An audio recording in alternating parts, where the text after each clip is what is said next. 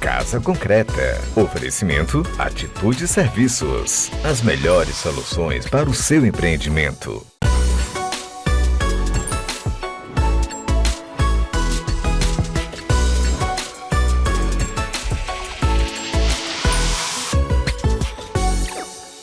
Olá, sejam muito bem-vindos ao Casa Concreta, o seu guia definitivo para desvendar os segredos do mercado imobiliário e realizar os seus sonhos de moradia e de também investimento. Eu sou Paulo Angelim, o apresentador do programa, que está sempre pronto para trazer as melhores dicas e informações sobre o universo imobiliário. Tudo que lhe interessa realmente na compra e na venda também. Hoje nós vamos falar muito também para vendedores, tá bom? Os vendedores, os proprietários dos imóveis. Hoje nós estamos prestes aqui a explorar um tema muito importante, crucial, que muitos compradores de imóvel deixam passar despercebido. Existe uma máxima no mercado que é a seguinte: quem não registra o imóvel não é dono. Os dois vão nos explicar direitinho o porquê dessa máxima, né? E também para você, vendedor, que muitas vezes despreza a questão da documentação, chega na hora da venda, aí está lá todas as pendências. Essa máxima aqui, ela ressalta exatamente a importância vital de nós entendermos o processo do registro imobiliário, um aspecto muitas vezes que é realmente subestimado, mas que pode definir a segurança e principalmente a validade da sua propriedade. Para nos guiarem nessa jornada, nós temos dois experts aqui, renomados experts no cenário jurídico imobiliário. Primeiramente, eu gostaria de dar as boas-vindas ao Dr. Jorge Dias, um especialista em direito imobiliário e também em documentação cartorária. Ele tem uma pequena experiência lá no 8º tabelionato de notas e protesto de títulos. 21 anos lá no cartório, que nós comumente chamamos de cartório Aguiar, né? Conhecemos como cartório Aguiar, que é um dos mais renomados aqui na cidade de Fortaleza. 21 anos, né? Comecei com 10. Começou com 10 anos, né? Tá certo. Lá ele desempenha um papel crucial na elaboração de escrituras, né? O Jorge tem muito conhecimento na questão da elaboração de escrituras. Inclusive, você vai ver que são vários os tipos de escrituras. Você vai saber disso hoje, tá? Além dele, nós temos aqui também, nós podemos contar com a expertise do Dr. Bruno Felisberto. O Bruno, ele é advogado especializado, né, em direito imobiliário, documentação também cartorária. O Bruno, ele assessora nada mais do que a ANOREG, que é a Associação dos Notários e Registradores, a Associação dos Cartórios. Brinca um negócio desse? Então, olha quem está aqui para nos ensinar hoje tudo, né, que nós precisamos saber sobre registro imobiliário. O Bruno também assessora o cartório do 5º ofício, né, de registro de imóveis da cidade de Fortaleza, e tem uma profunda compreensão dessas questões relacionadas ao registro imobiliário, né, um verdadeiro conhecedor de todos esses detalhes, todos dois, né? Na verdade, se eu fosse aqui ler o currículo desses dois, gente, é mestrando para um lado, é doutorado para o outro, é tanto, olha, sem brincadeira, aqui o programa ia ser consumido só com o currículo deles dois. Prepare-se então aí para absorver muito conhecimento e principalmente em instruções práticas para o seu dia a dia na questão da compra e da venda imobiliária. Você que está sonhando aí, nós vamos lhe ajudar nesse processo, lhe dando todas essas informações sobre essa questão muito importante, na verdade crucial, que é a documentação. Quer concretizar seus sonhos de morar e investir bem no mercado imobiliário? Você chegou no lugar certo, no Casa Concreta. Bem-vindos ao Casa Concreta. Muito bem, doutor Jorge, doutor Bruno, a primeira coisa que eu vou pedir para vocês é para tirar o doutor. Nós estamos numa conversa de mesa. Eu já ia pedir a mesma coisa. Nós estamos numa conversa de mesa, meu amigo Jorge, meu amigo Bruno, e nós vamos conversar aqui. Vamos começar aqui pelo seguinte: eu queria ver quem dos vocês dois aí pode me explicar para quem está nos assistindo aqui, qual a diferença entre escritura e matrícula. Jorge, me explica o que é uma escritura. Me explica aí, por favor, o que é uma escritura. É uma pergunta bastante pertinente. Antes de mais, parabenizá-lo pelo teu programa, tá? Já assisti, já estive do lado de lá das câmaras, e muito bom, muito informativo. Precisamos de mais de programas assim no cenário imobiliário cearense, brasileiro como um todo. A pergunta é pertinente porque muita gente chega no tabelionato com essa mesma dúvida. O que é a escritura? Qual é a diferença entre escritura e registro? Qual é a diferença entre escritura, registro e matrícula? Se eu preciso só de escriturar, se eu preciso só de escriturar ou tenho que registrar. Então, tudo isso é muito importante e é o dia a dia. Basicamente, Paulo, o sistema imobiliário brasileiro, ele funciona em duas etapas. Sim. Tá? O sistema de título e o sistema de moto. São as duas etapas, título e moto. No Brasil, a gente precisa de ter um título. Um título. Que é o contrato, que é a escritura. A escritura é um contrato. É um contrato público. Público. Público. Qual é a diferença dela para o contrato que os comprador e vendedor assinam? É porque é feita por um tabelião que tem Tá, fé pública. tem fé pública. Tá? Por que que se fala muito em escritura e não em contrato? Porque o próprio Código Civil exige que imóveis de valor acima de 30 salários mínimos, Sim. que hoje em dia dá em torno de 40 mil reais, Ou seja, sejam praticamente feitas por todos. escritura. Ou seja, não há imóveis, pelo menos em Quer Fortaleza, dizer com que um esse imóvel, valor. um lote de 30 mil reais, ele poderia ser feito sem a escritura? Sim, inclusive... Só com o contrato? Perfeitamente. Eu levaria o contrato direto no Sim, cartório de registro de imóveis? Sim, inclusive, Tá bom. há exceções a essa norma geral dos 30 salários mínimos que permitem que, ainda que os imóveis tenham valores substancialmente acima desse, você possa fazer via contrato particular e aí o contrato passa a ser o título. Sim. Tá? Lembremos do título imóvel. Em que Por caso exemplo, específico é esse aí? se você comprar um imóvel, você relatou em termos de lotes, lotes urbanos pela Lei 6.766, Sim. você pode levar diretamente ao cartório de registro de imóveis. Independentemente do valor dele? Independentemente do Sim. valor. Não, Outra exceção, imóveis do sistema financeiro imobiliário, com a garantia, por exemplo, da alienação fiduciária de bens imóveis. Ok. O contrato se transforma numa escritura. Exatamente, Né? a Lei 9.514. Tem valor de escritura. Passa a ter valor de escritura. Mas continue explicando o que é a Pronto, escritura. então assim, Enfim. a escritura, que é a maioria dos casos que nós pegamos no tabelionato, ela é o título. Certo. E esse título, pela legislação brasileira, tem que ter uma segunda etapa para que a propriedade se transmita. Sim. Que segunda etapa é essa? É o registro, é o modo. Pelo direito brasileiro, a propriedade só se adquire com o registro do título. A propriedade, então, ela só está devidamente, digamos que, consolidada, Só se transmite. só se transmite... Na compra e venda de na imóveis compra e só se venda. transmite com o registro. Com o registro. Então você tem que ter o título, que é a escritura, que é o contrato público, Sim. e você tem que levá-lo o mais rápido possível, de preferência, ao registro. Porque aí sim, com o registro é que você se torna proprietário do imóvel. A escritura dá direito a alguma coisa? Dá plenos direitos obrigacionais Obrigacionais. entre comprador e vendedor. vendedor. Ou seja, eu na verdade, me valia aqui de um direito perante alguém que me vendeu, se eu estou comprando, não é isso? Ele não pode dizer que não lhe vendeu, ele não pode dizer que não estipulou o preço que consta na escritura Sim. e alguma outra condição que eventualmente esteja nela. Perfeito. Então, entre vocês, tem validade plena. Agora, o registro da aquisição e a validade perante terceiros, somente com o registro. Somente com o registro. Vamos passar a bola agora para o doutor Bruno.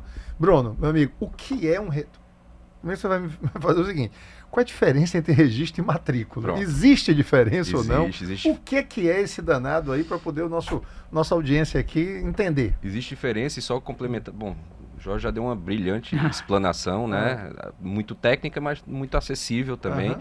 E só para complementar, isso tem um porquê, né? Por que a gente só pode dizer que tem propriedade a partir do registro? Porque a propriedade, ela é o que a gente chama de direito real. O real, ele vem lá do latim res, que é coisa, né? Certo. Que é o direito sobre as coisas. Sobre as Então, coisas. propriedade, hipoteca, alienação fiduciária, uso, usufruto. Tudo isso lá no Código Civil tem um rol taxativo dizendo que são os direitos reais. O principal deles é a propriedade. É a propriedade. E o que é que diz o Código Civil? Que os direitos reais, onde a propriedade é o principal desses direitos Sim. reais, ele só se consolida, ele só pode ser considerado direito real mediante o registro. Por isso que eu só posso dizer que sou proprietário após o registro no cartório competente de registro de imóveis. Até lá eu tenho, como o Jorge disse, direito obrigacional. Qual a diferença na prática? Tá, e aí, o que é o efeito prático disso? É que se eu tenho um direito obrigacional, eu só tenho um direito contra aquela pessoa com quem eu contratei. No caso da escritura. É isso. No Ou caso da seja, o escritura, vendedor direito- só pode opor contra o comprador e vice-versa. vice-versa. No caso de um direito real, ou seja, Sim. um direito já registrado em matrícula, no caso a propriedade, aqui do nosso exemplo, aí eu posso opor, como se fala no juridiquês, né, Sim. erga omnes, ou seja, Sim. contra todos. Ninguém pode alegar desconhecimento disso. Perfeito. Tanto é que todo direito ou toda informação que é levada para a matrícula, que é publicizada na matrícula, ela é oponível contra os 8 bilhões de pessoas que moram nesse planeta. Ou seja, Ninguém pode alegar desconhecimento. Ah, não, mas eu só estou tomando conhecimento hoje Mas porque estava pedi lá uma acessível. certidão. Não, aquilo é oponível contra todos Sim. desde o dia que foi inscrito na matrícula. Isso se dá por uma razão bem simples, porque o nosso sistema registral ele é regido por princípios e um Sim. deles é o da publicidade. Sim. O que é que diz esse princípio? ele diz que só é oponível contra terceiros aquilo que está inscrito na matrícula.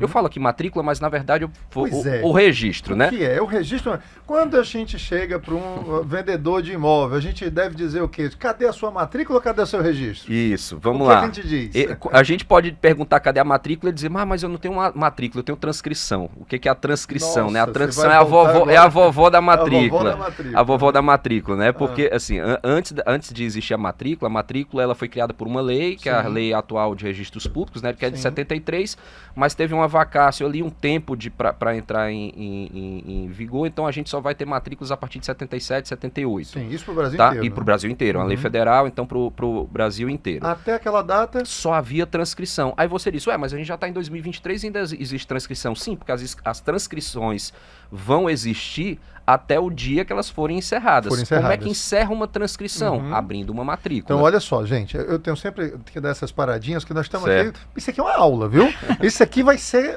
isso aqui vai ser passado em universidade, em faculdade, em tudo, você vai ver. Mas vamos lá. Se eu estiver comprando, então, um imóvel que não tenha tido qualquer tipo de transferência de propriedade nele, há mais de... Nós estamos falando, então, o quê? De 75, 76, vamos, 73, nós estamos falando de 50 anos, não é isso? 50. Então, há mais de 50 anos, muito provavelmente o que ele terá é uma transcrição e não uma... Então, você não mate o vendedor porque ele diz que não tem a matrícula. Isso é importante de falar, Paulo, por quê? Porque muitas vezes, e eu já vi isso até em processos judiciais, o próprio juiz desconhecer o termo transcrição. Ou seja, ele manda um ofício para o cartório pedindo a matrícula referente ao imóvel localizado no endereço tal. Sim. E aí o cartório manda a certidão da transcrição. Ele disse, não foi isso que eu pedi a matrícula. Mas, porque o cartório não tem matrícula, ainda não houve a provocação, porque o cartório do registro de imóveis age sob provocação. Sim, é um outro princípio, que é o chamado princípio da instância ou rogação. Então, se ninguém praticou algum ato para abrir ou não requereu a abertura daquela matrícula através daquela transcrição, o imóvel está em transcrição. Tem menos valor? De jeito nenhum. Mesma coisa. Apenas o que a gente vê em 99,999% dos casos das transcrições? As descrições dos imóveis são precárias. Então falta qualificação das pessoas, falta qualificação do imóvel, tem que fazer retificação diária. Então, geralmente, quem compra imóvel em transcrição já sabe que para abrir a matrícula vai ter esse percalço essa etapa, né? Só para ilustrar isso que você está falando aí, eu, em determinada ocasião, fui fazer uma negociação de um terreno na Santos Dumont, aqui na Avenida Santos Dumont, para quem é de Fortaleza, a Avenida Central, principal. E essa avenida, esse terreno especificamente, o advogado, era um advogado que estava comprando e exigiu não foi uma cinquentenária, ele exigiu uma centenária. Ele exigiu uma centenária desse aí. Ou seja, para voltar realmente no tempo e ver exatamente como é que tinha sido a linha histórica aí desse terreno. E chegamos então a uma transcrição onde dizia que o terreno ia de um determinado ponto na rua tal, era uma rua, Santos Dumont, antigamente eu não recordo agora qual que era o nome dela, da Santos Dumont, mas até um pé de canoé à beira do rio Cocó. Sim, são chamados pontos de amarração. Super comum. Um pé de canoé à beira do rio Cocó. Meu Deus do céu, qual pé era esse? São chamados pontos de amarração. Só para você ter uma ideia, tem um livro bem antigo que fala de propriedade, fala também de medidas de imóveis, que tinha a medida do cachimbo. Como é que era a medida do cachimbo? O homem subia no cavalo, acendia o cachimbo, trotava e ele media até a hora do cachimbo apagar. Quando apagava, ele media, né, acendia de novo e ia, e aí ele dizia quantos cachimbos... precisão aí tinha violenta. Tinha braças, palmos, jardas, braças, né? Palmos, isso então, aí que tem as transformações de medida para hoje. Então, mas voltando para aquela pergunta, o que seria matrícula, o registro? O que seria registro? A matrícula hoje ela é o repositório de todo o histórico do imóvel. É uma certidão... Alguns falam que é uma certidão de nascimento, é isso? É quase que... É comparável a uma certidão de nascimento. Sim. E conta realmente toda a história do imóvel. Tanto do próprio imóvel em si, se ele vai tendo modificações ou não. Sim. Aumentou a área, diminuiu a área, teve construção, teve demolição, unificou, desmembrou, enfim. Que é o que a gente chama de parte objetiva, especialidade objetiva, e tem a parte subjetiva, que são o quê? São os sujeitos do imóvel.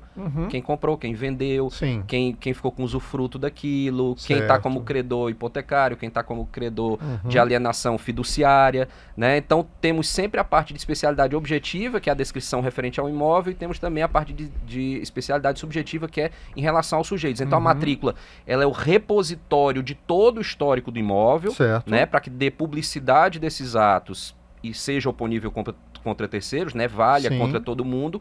E a palavra registro, existem duas partes. Se eu tratar registro de uma forma geral, como um termo geral, ela vai ser o quê? Tudo aquilo que é praticado na matrícula. Mas na matrícula só vão existir 2 tipos de ato, ou de registro ou de averbação. Eu até anotei aqui agora exatamente. Qual a diferença entre um e outro, né? Os atos de registro, eles sempre constituem algum tipo de direito. Eles constituem propriedade, eles constituem hipoteca, eles constituem alienação fiduciária, constituem uso, usufruto, enfim. Eles sempre são constitutivos de direito. Já os atos de averbação são atos que modificam aqueles direitos, ou incrementam aqueles direitos, ou disciplinam alguma forma sobre aqueles direitos. Exemplo, eu comprei um imóvel. Comprou, ok. Ato de registro, é propriedade. Propriedade. O que é que vai ser registrado? É o novo proprietário? É isso? Novo titular? É a transação da compra e vamos supor que foi uma compra e venda. Então, a compra e venda é uma forma de transmissão da propriedade. Então, transmissão de propriedade é ato de registro. Então, você vai ver um Rzinho lá na matrícula. Né? Precisou averbar o CPF de alguém, porque você não está constituindo nenhum direito. Você está o quê? Trazendo para dentro da matrícula uma informação relativa a alguém que é detentor de direitos daquela matrícula. O cara que era solteiro casou. Eu vou averbar o casamento, eu não registro o casamento. O registro de casamento é lá no cartório do registro civil das pessoas naturais. Né? É outro cartório. Eu fiz uma união estável, né? Dei publicidade lá no livro 3, que é um outro livro do registro de imóveis, que é o chamado livro auxiliar, e trago essa notícia para dentro da matrícula, a averbação, né? Ajuizei uma ação de execução contra alguém. Aí eu busco lá no processo a chamada certidão de averbação premonitória, levo para dentro da matrícula a averbação. Ou seja, a averbação é sempre referente a questões que modificam de alguma maneira ou incrementam informações em relação aos registros, que são atos constitutivos. Perfeito. Doutor Jorge, vamos lá. Sempre situações reais, como eu já falei para vocês, aqui a gente tenta aproximar ao máximo, né, todo esse conteúdo aqui da realidade do dia a dia pelo qual os nossos, enfim, as pessoas que estão nos assistindo, a nossa audiência passa. Perfeito. Muito bem. O cidadão chega para mim e diz, olha, eu queria ver tanto a matrícula, ele vai comprar um imóvel, é um comprador de imóvel, chegou para mim, eu sou corretor, ele disse, olha, eu quero ver tanto a matrícula como a escritura. Perfeito. Há necessidade disso?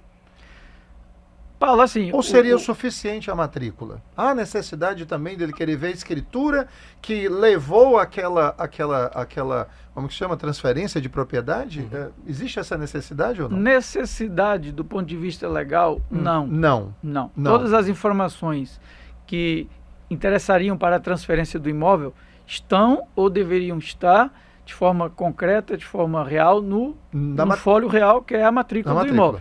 Que consubstancia todos os atos que lá estão. Inclusive, existe um princípio da concentração dos atos na matrícula, que foi trazida por uma lei 13.097, se não me engano, de 2015, que diz de forma peremptória que todos os atos da matrícula, para que sejam oponíveis a terceiros, tem que estar na própria matrícula. Então, se há algum processo... Que tipo de ato, por exemplo? Por exemplo, uma execução. Se existe uma execução que de qualquer forma venha a incidir sobre esse imóvel, é necessário que essa notícia dessa execução já conste na matrícula. Ainda que não seja ainda uma penhora, que ainda não seja um arresto, que seja apenas uma notícia.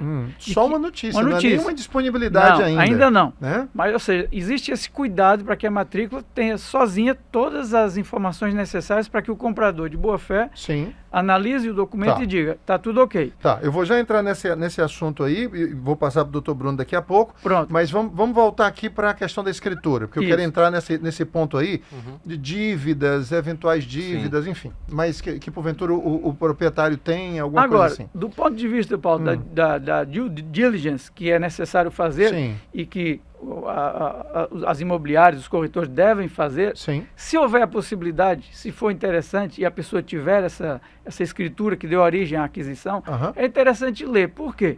O que eu posso encontrar nela lá que pode ser interessante ou necessário para uma eventual decisão de compra ou não? Às vezes tem determinadas formas de pagamento que são simplificadas na matrícula, Sim. tá?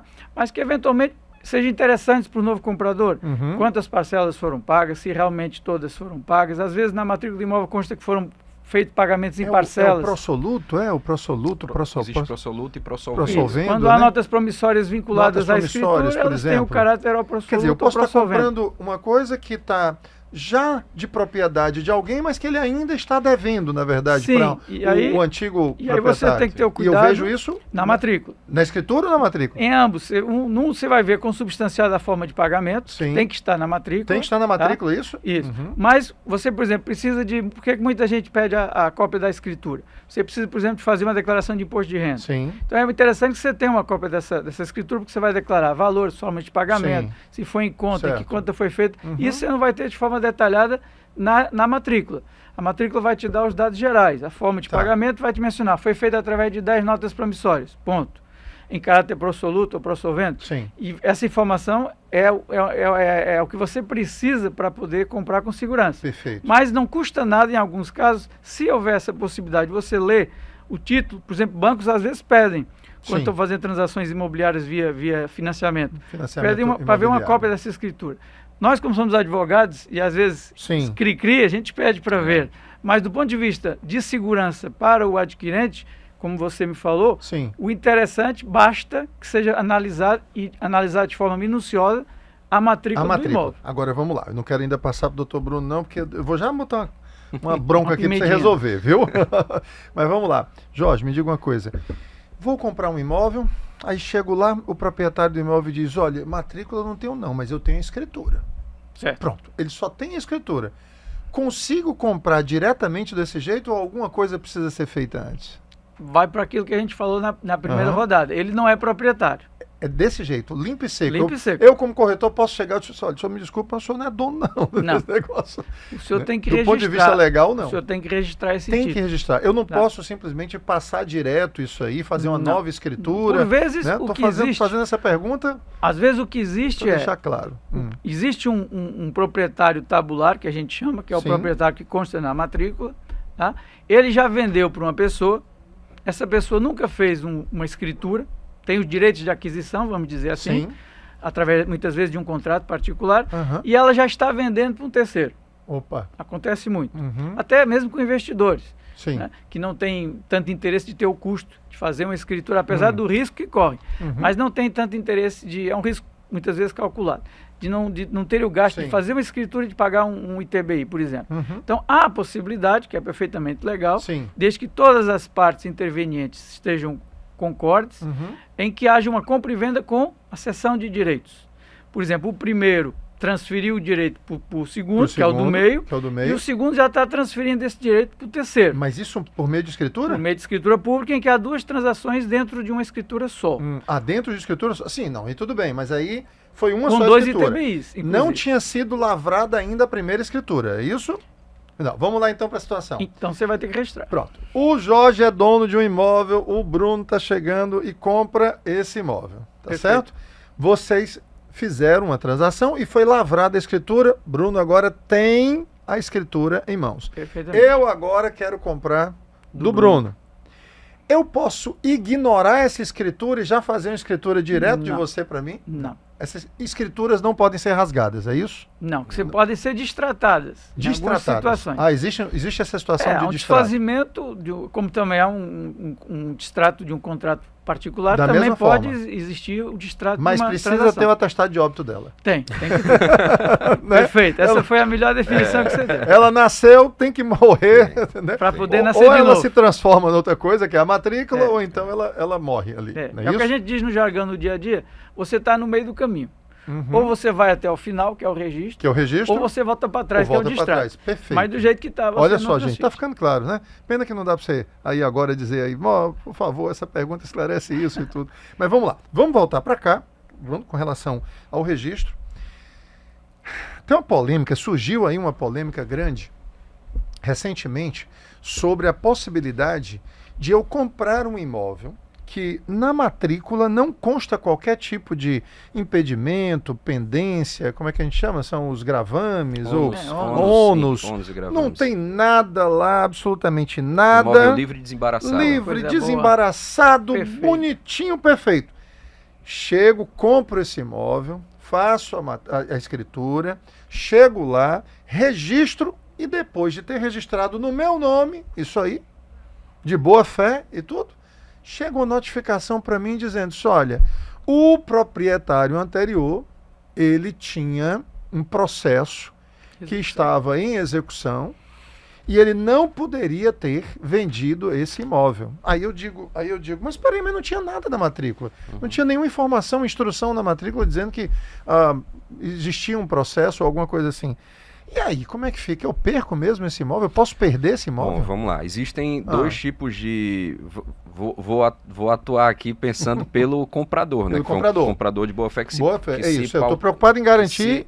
Que se pautou pelas informações constantes da matrícula. Existem dois tipos de fraude, né? O nome é um pouco pesado, mas Sim. é preciso falar. Existe a fraude contra credores e existe fraude à execução. Fraude à execução. O que é a fraude contra credores? É quando o devedor sabe que deve, mas oficialmente ele não tem conhecimento ainda processual de nenhuma ação existente. Ele não foi citado para se defender em nenhuma ação, né? De cobrança ou de execução daquele valor. Certo. A fraude à execução é quando já existe uma ação em andamento, via de regra uma execução. Sim. Pode ser execução fiscal, né? E ele já tendo sido citado no decorrer dessa ação, para se defender, ele transfere o bem.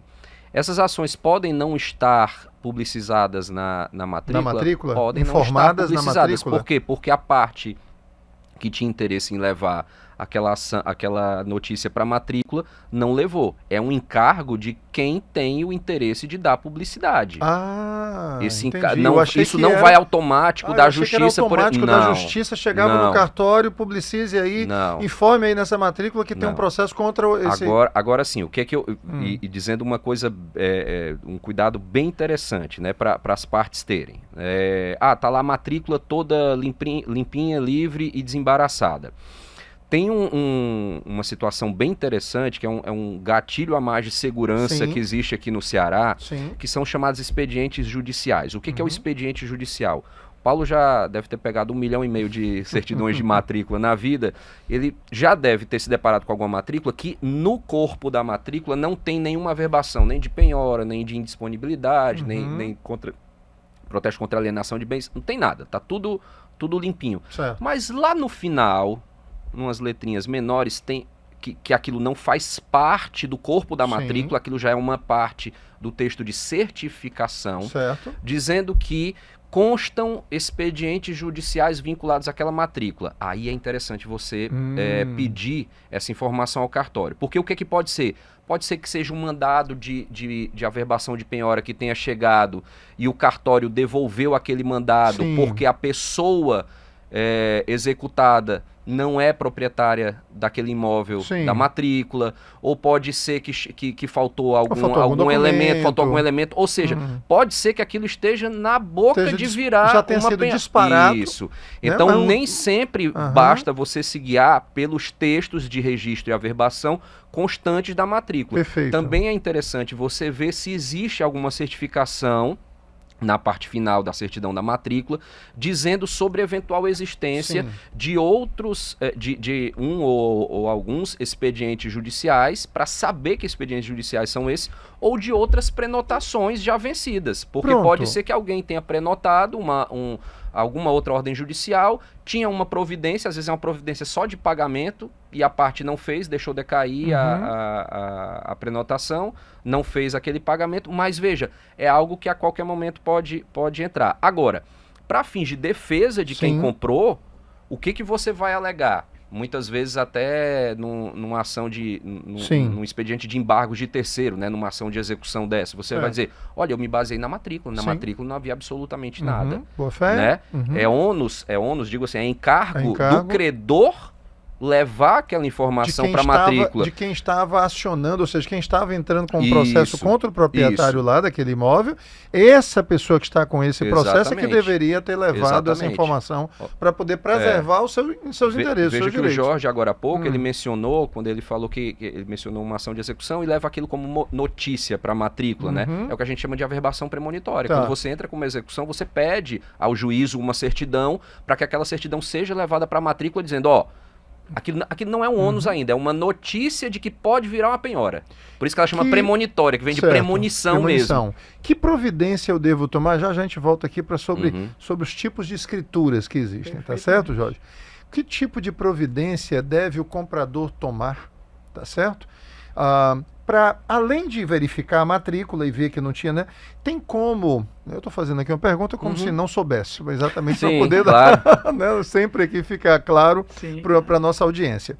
Mas tem como eu saber se existem processos, enfim, encaminhados, em andamento, alguma coisa assim? Que tipo de providência deve o comprador tomar nesse caso aí? Inclusive deve ser a obrigação de um corretor de imóveis instruir, né? Isso aí, o seu comprador. Se a gente usar um nome mais chique, vai chamar de due diligence, due né? Diligence, em inglês, né? Se a gente quiser deixar o preço mais caro, a gente chama de due diligence, né? É verdade. E se a gente quiser deixar Aumenta em português mesmo, aumenta R$1.000, só de chamar de due diligence, né? Que é a diligência prévia. Isso. Né? Quem trabalha no ramo imobiliário sabe que a gente não pode se pautar só pela matrícula. Sim. A gente tem que verificar principalmente a saúde processual e financeira, né? Notadamente aí de débitos do vendedor. Então eu vou fazer pesquisas pelo menos no domicílio do próprio imóvel. Sim. Então se o imóvel aqui em Fortaleza, eu vou fazer essa pesquisa pelo ESAGE, que é o sistema processual, né, do Tribunal de Justiça. Vou pesquisar no PJE, que também é um sistema da Justiça Estadual, tem também a Justiça Federal, Justiça do Trabalho, ou seja, eu vou fazer uma devassa, no bom sentido, né, naquele CPF ou CNPJ daquele vendedor. Sim. Também vou verificar se existem outros tipos de débitos fiscais municipais, estaduais, federais, ou seja, vou tentar ao máximo saber se existem algum ônus ou dívidas em nome daquela pessoa, física ou jurídica. Isso, exatamente. Então eu não me baseio. Claro, a matrícula é o nosso ponto de partida, é o ator principal da coisa, mas existem esses outros coadjuvantes que não são menos importantes, não. Jorge, isso já é visto na hora da escritura? No momento da escritura ou não? Essa preocupação, essas questões das certidões e tudo, isso já é uma preocupação do cartório? Sim, claro. Sim, claro. Inclusive, nós trabalhamos com 5 fases para se elaborar uma escritura de compra e venda, por exemplo, que é o carro-chefe de um tabelionato. Você disse que vamos falar sobre os tipos. De antemão, a compra e venda é a principal. É a principal, mas, enfim, né? Quando a gente está elaborando uma escritura de compra e venda, a gente parte de algumas fases. Primeira fase é a análise da matrícula, como o doutor Bruno já referiu. E tudo isso vai ser verificado, e deve ser verificado. Certo. Para a segurança do comprador e para a informação do vendedor, que muitas vezes também não tem esse conhecimento, ele não age nem por má fé. Isso. A questão é que ele precisa de ter um conhecimento, olha, o que eu preciso de fazer nessa matrícula que na época que eu comprei não existia essa obrigação. E a gente analisa na matrícula, por exemplo, se o estado civil dele está atualizado com o que ele é hoje, para evitar eventuais partilhas, se ele é viúvo, para verificar se há algum direito que possa ser objeto de um inventário. A gente faz a análise dessas notícias que são colocadas ou não na matrícula.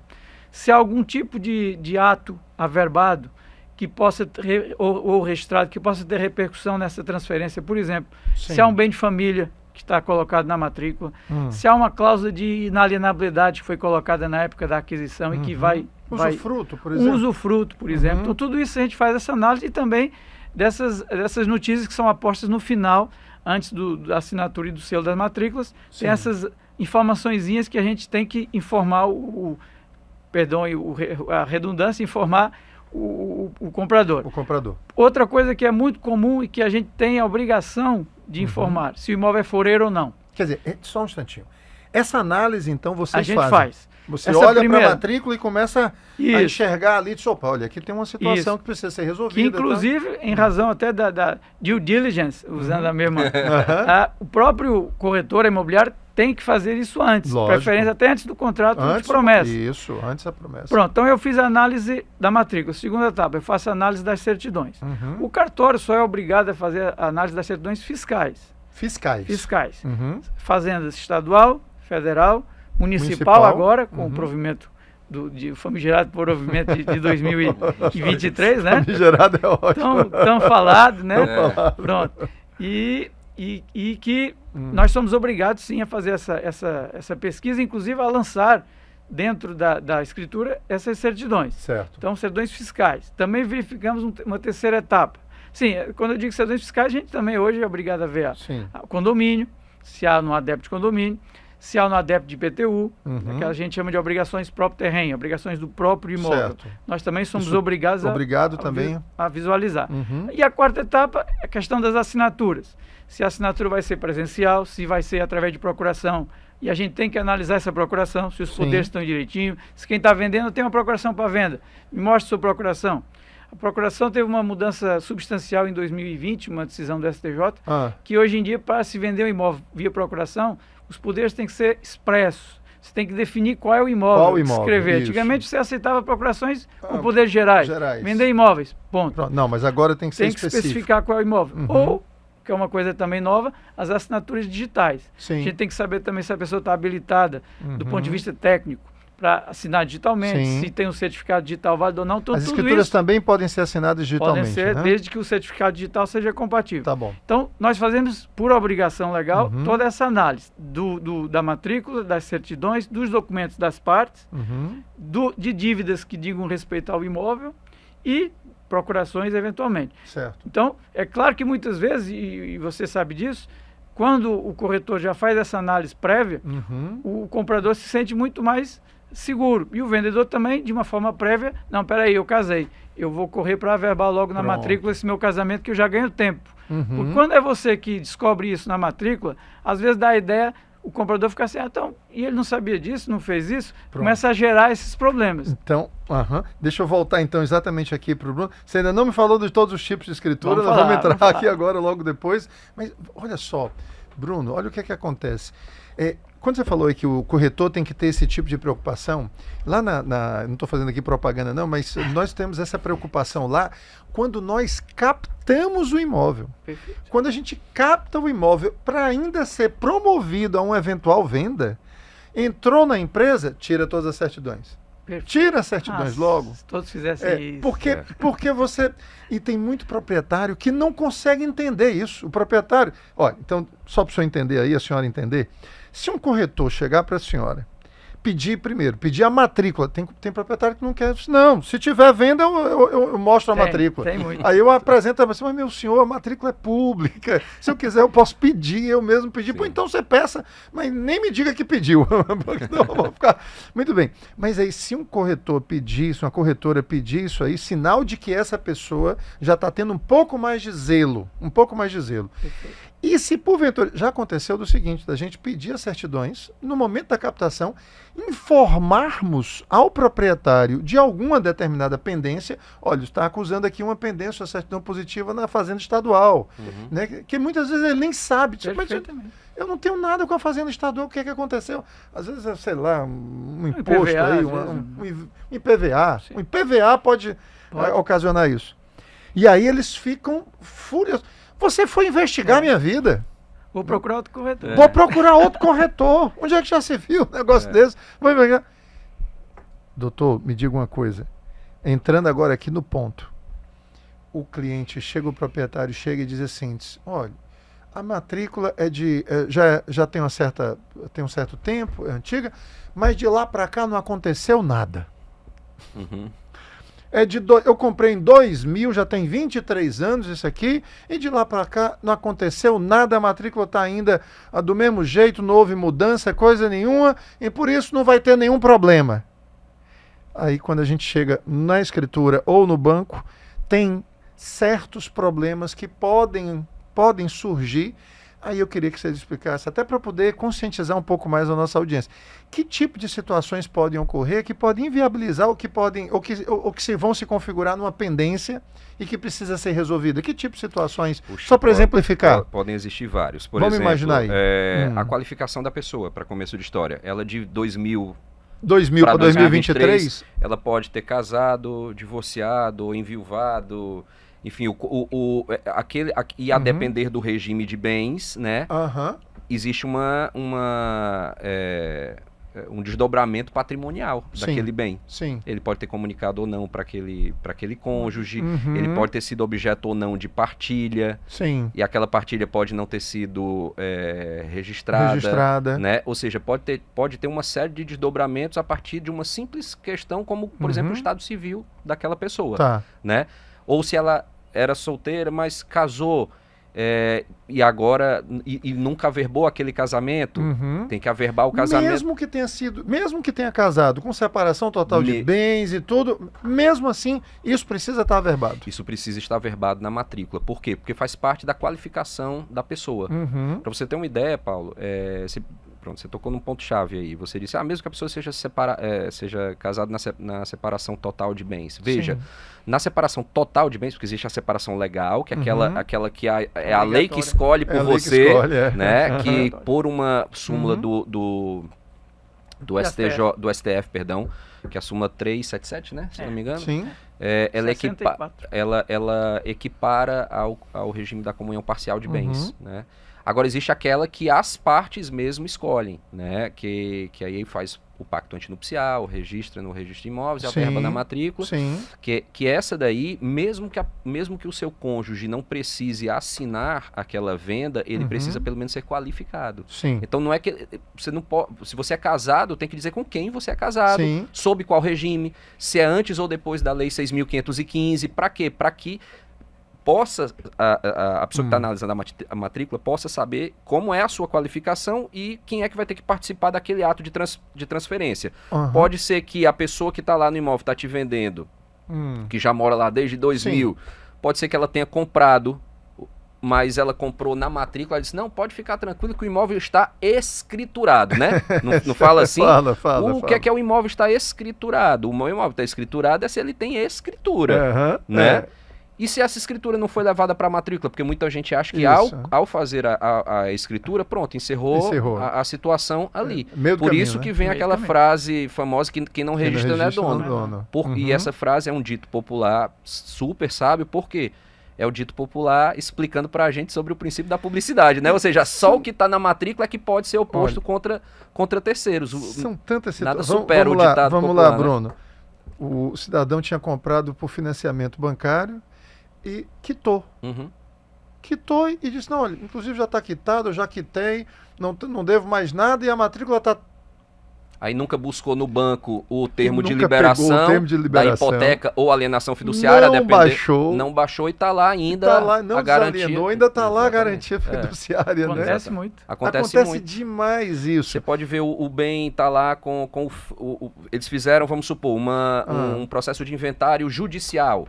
Aí o processo lá na justiça já se resolveu. O imóvel tal ficou pro filho José, o imóvel tal ficou para a filha Maria, outro para Francisco, outro para o Pedro. Só que eles nunca levaram para registro. Então ele acha que porque aquilo já se resolveu no judiciário, aquilo foi automático para o judiciário. Não, o cartório não toma conhecimento automático daquilo, né? Refletir a realidade, todas as alterações. Vamos para outra situação. A rua mudou de nome. Isso. Acontece demais. Acontece demais. Eu não consigo entender. Tem uma coisa que eu não consigo entender. Por que a justiça não determina que seja obrigação da prefeitura comunicar isso a todos os cartórios e mandar logo assim, sabe? Estão autorizados, né, todas as matrículas que tiverem nesse nome aqui a serem... Por que não faz isso, meu Deus do céu? Porque existem dois tipos de situação, Paulo, e essa tua pergunta é perfeita, porque assim, o nosso sistema registral, ele, sem exagero, ele é um dos melhores do mundo. É mesmo? E a gente poderia fazer comparações aqui com o sistema norte-americano, por exemplo, que é super falho, Ele é muito falho. ágil, assim, ele é muito rápido, mas ele pode... É baseado em garantia. Mas inclusive em tempo, tem dados objetivos que eu comprovo para você que o tempo de um registro nos Estados Unidos, ele leva mais tempo do que aqui, mas enfim, no Brasil. Mas enfim, então... O que existe? Você tem cadastro e registro. Sim. Quando eu falo de registro de imóveis, eu estou falando de parte registral. Quando eu falo de prefeitura ou INCRA para os imóveis rurais, ou ITR, eu estou falando de dados cadastrais. Os dados cadastrais só chegam para a matrícula por algum tipo de provocação. Pois é, eu entendo. Né? Eu entendo. Agora, essa sua ideia seria ótima, até porque Estados Unidos mudou de nome, agora é senador Virgílio Távora, eita, da época da Estados Unidos. É verdade. Estados Unidos... Por que a prefeitura não chega? Cartório das zonas, enfim, a zona que compete, né? A zona que compete está autorizada a mudar na hora que for, já está ali todas as matrículas. Pronto, chegou uma matrícula para ser feita a transferência da rua e está naquela avenida. Ora, se está naquela avenida... O cartório não vai fazer outra coisa, né? O cartório não vai fazer outra coisa. Só para você ter uma ideia, você levantou um ponto... Mas é porque isso fica uma obrigação do comprador, né? De quem está... Mas veja que detalhe interessante que você trouxe. Por exemplo, para dar um exemplo do quinto ofício do registro de imóveis. O quinto ofício do registro de imóveis, ele procura manter o mais atualizado possível ele tem um arquivo só de leis municipais sobre denominação de rua. Sim. Por quê? Porque quando chega aquela compra e venda de uma matrícula que é mais antiga, que ainda não tem aquela informação atualizada, ele mesmo atualiza de ofício. O que é de ofício? É sem precisar da provocação. Né? E atualmente, pelo novo provimento da Corregedoria, né, que é o 04/2023, esse tipo de averbação é sem custo. Ele não se paga mais emolumentos para fazer a averbação de mudança de denominação. Que eu preciso voltar aqui para o Jorge. O cara aumentou a casa. A casa expandiu, fez uma reforma, ampliou. Exato. Aí disse, mas não precisa botar na matrícula. Aí vai vender pela Caixa, chega o engenheiro da Caixa, vai fazer a medição, vai fazer a avaliação, vê que a casa é maior, parou tudo. Exatamente. Parou tudo porque não foi feita a averbação. Gente, é difícil. Procura corretor também que tem esse tipo de conhecimento. É verdade. Escritura de compra e venda. Que outras escrituras também são escrituras que transferem a propriedade? Eu sei que a transferência da propriedade só se consolida no registro. Mas que estão ali relatando... contratualizando, Isso, né? Estão pactuando ali publicamente essa transferência, além da compra e venda, sessões e tudo. Como seria isso aí? Vamos lá. Vamos lá. A compra e venda nós já falamos em linhas gerais que é o carro-chefe, porque ela está atrelada ao mercado imobiliário de uma forma direta. Perfeito. Com ou sem garantias. Sim. Quando garantias, a maioria delas são feitas via contrato, como a gente já referiu aqui. Sim. Além delas, o que a gente pode dizer de escrituras que transmitem imóveis? Primeiro, escritura pública de doação. Doação.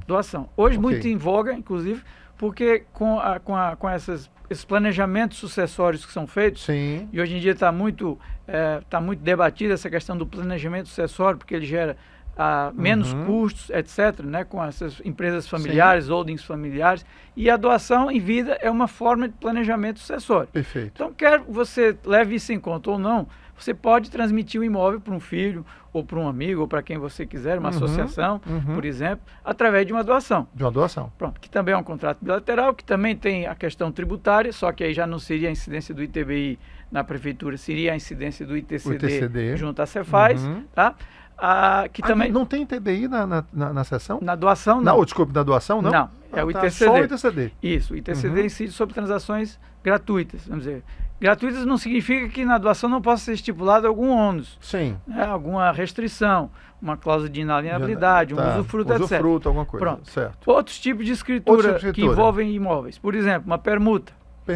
Que também é bastante usual no mercado imobiliário. Com ou sem torna. Com ou sem torna. Com ou sem torna, gente, é com parte em pagamento de dinheiro ou não. Né? Por exemplo, se você troca um imóvel por outro simplesmente, é a chamada permuta sem torna. Sem torna. Quando você troca um imóvel por outro, em que parte do pagamento, ou seja, uma diferença, um imóvel de 1 milhão, eu estou trocando por um de 800. Pronto. E eu estou dando mais 200 em dinheiro. Então, isso é a chamada torna.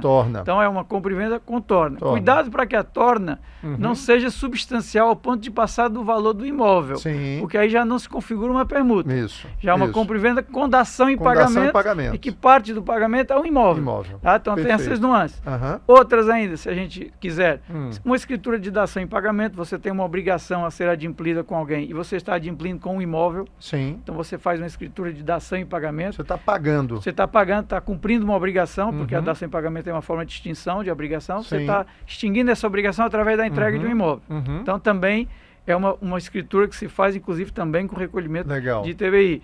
Por exemplo, quando você, numa empresa você quer distribuir lucros, Sim. você faz uma distribuição de lucros e esses lucros são distribuídos através de imóveis. Sim. Acontece muito. Hum. Então você faz uma escritura pública de distribuição de lucros Sim. ou de dividendos, enfim, através de imóveis, para os Imóveis. seus sócios ou para os seus acionistas, se for uma SA. Então, quer dizer, tem várias escrituras. Uma que é mais presente no nosso dia a dia. Inventário. Inventário do Né? divórcio, Divórcio. que hoje em dia, dependendo Divórcio. dos regimes... Mas vamos lá, essa situação do inventário. Perdão, Tem herdeiros, digamos que todos sejam maiores capazes, maiores capazes, mas ainda não chegou ao fim. certo, E um determinado imóvel vai ser vendido. perfeito. Pode ser feito por cessão de direitos hereditários e, enfim, É assim, sucessórios? Pode ou não? Se você optar por, e houver um consenso entre todos os herdeiros, porque um Sim. dos requisitos para se fazer... Perdão, Aham. para se fazer a escritura de inventário é o consenso. Certo, Então, você tem um inventário com 5 bens, por Sim. exemplo. Tem um que já vai ser vendido.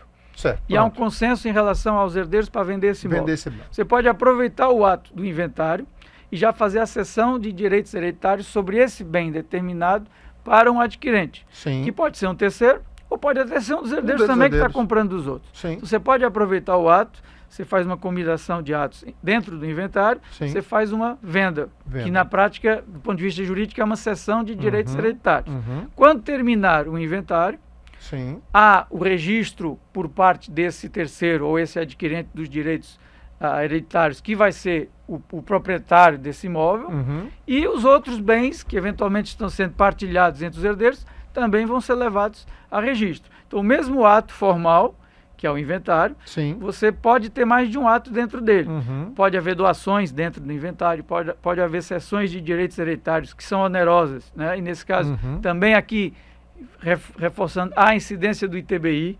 Então, dentro do inventário, você vai ter a incidência do ITCD, que é a transferência dos bens do decujus, que é o Sim. falecido, para os herdeiros, Sim. e há a incidência do ITBI Perfeito. desse bem específico que está sendo vendido por terceiro. Uhum. Então, há sim essa possibilidade, a mesma coisa, outro tipo de escritura, um divórcio em que há partilha de bens.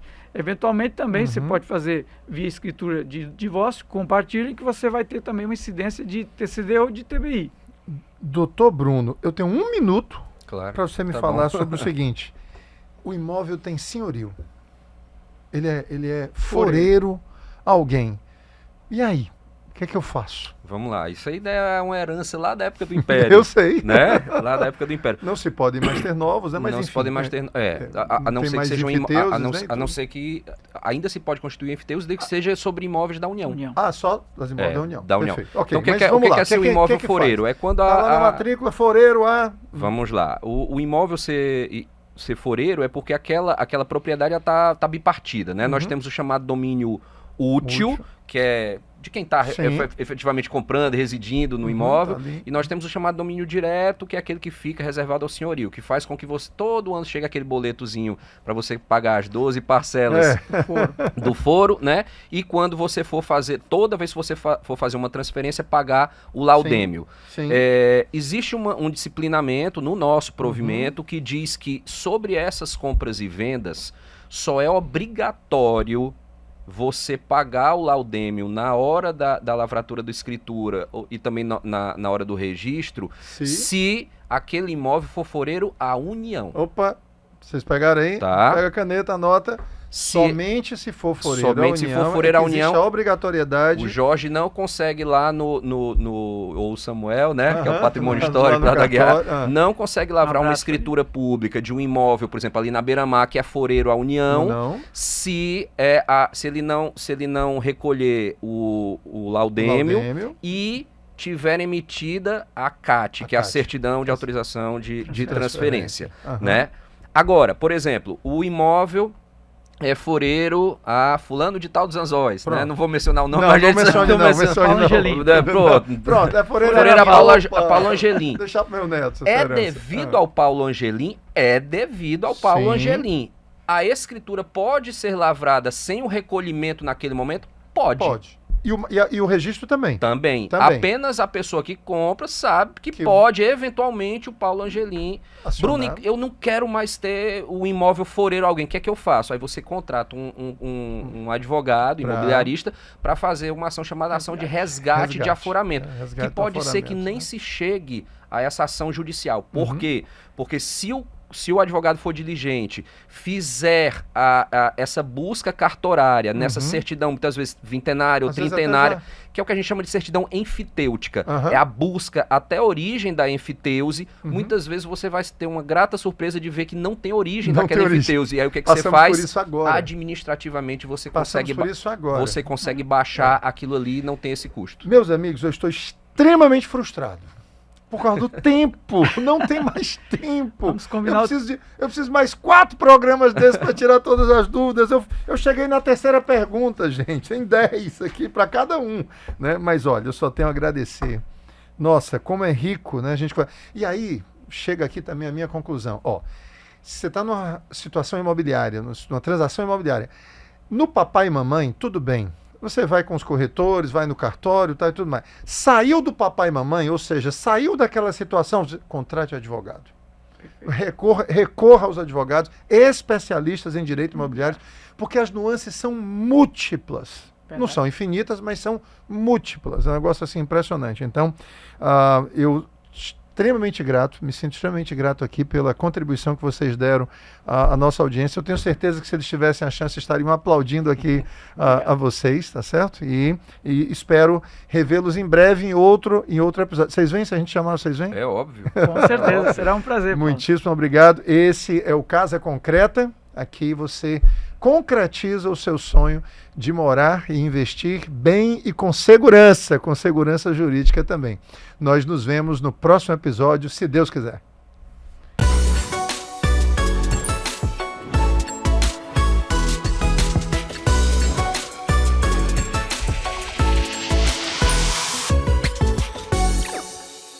Casa Concreta. Oferecimento Atitude Serviços. As melhores soluções para o seu empreendimento.